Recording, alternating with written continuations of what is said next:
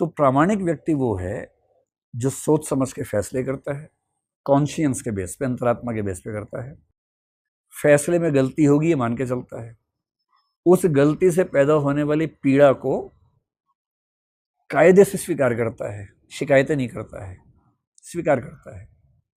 अगर फैसला ज्यादा गलत हो गया तो बदलता है, अगर बदल सकता है तो। नहीं बदल सकता तो उसको एक्सेप्ट करता है।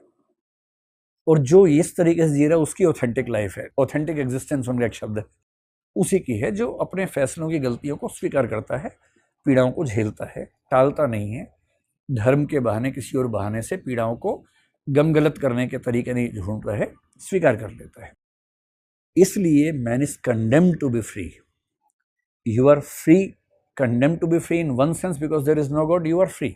It's not a choice to be free or not to be free. You are free because there is no God.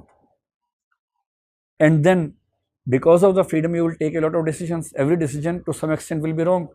It will create pain. You have to tolerate that pain, and you are condemned to feel the pain of the decisions you took, and you cannot put responsibility on anyone else. इस sense में सार्थ ने ये बात कही कि ultimately हम अभिशप्त हैं स्वतंत्र होने के लिए। सर, अगर चर्चा को हम सामाजिक दृष्टिकोण की ओर मोड़ें तो आपकी राय में, इससे आप बोर हो गए ना, आपको लग रहा है कहाँ फंस गए मैंने बात किया। नहीं, चुपचाप समाज की ओर। हाँ ठीक है, समाज ज्यादा ठीक है। तो अगर समाज में जैसे परिवार, धर्म, जाति या समुदाय जैसे स्ट्रक्चर्स इंसान की आज़ादी को कैसे इफेक्ट करते हैं, और असहमति के रूप में इंसान को इनसे कैसे डील करना चाहिए? आपकी आज़ादी उतनी ही है जितनी आपको परिवार से बच गई है। सीधी सी बात है भाई। आप पैदा हुए परिवार में, आप छोटे से हैं। छोटे बच्चे की स्थिति क्या होती है? अगर मैं सिगमंड फ्रॉइड के एनालिसिस को बेस मान लूं, डिबेट है। फ्रॉइड ने कहा कि लड़के के लिए माँ और लड़की के लिए बाप पहली मोहब्बत है। इडिपस कॉम्प्लेक्स, इलेक्ट्रा कॉम्प्लेक्स के रूप में डिफाइन किया।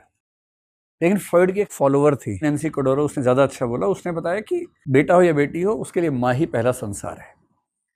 तो छोटे बच्चे के लिए माँ उसका पहला संसार है, क्योंकि माँ उसकी बेसिक नीड्स पूरी करती है। अब क्या होता है कि बच्चा बहुत कमज़ोर होता है।